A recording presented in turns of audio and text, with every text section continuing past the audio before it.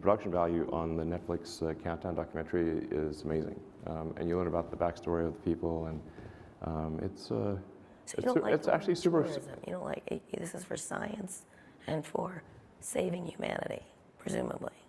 Yeah, I think tourism.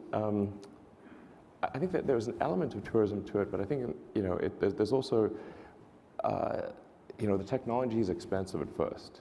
You can't just, when you try to develop brand new technology, it doesn't instantly become cheap and affordable. And think of like cell phones, and the early cell phones were really expensive and sucked, Yeah. frankly.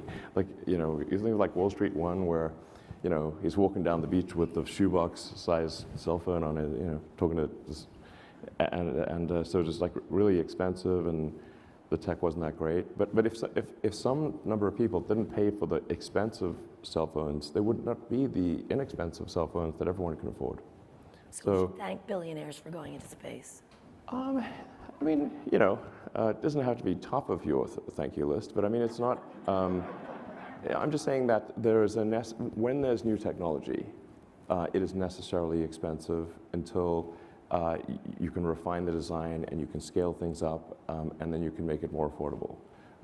It's a common misconception that with some new technology, especially if it's a physical object, that you can just suddenly make it cheap and available,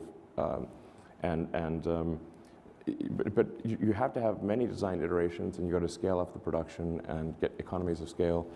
Like, we had this argument against Tesla for a long time, because people would say, like, well, why are you building this Tesla Roadster back in the day? It's basically, it's an expensive toy sports car for rich people. And we're like, yes, it is, but there's no way we could build an affordable electric car as our first car.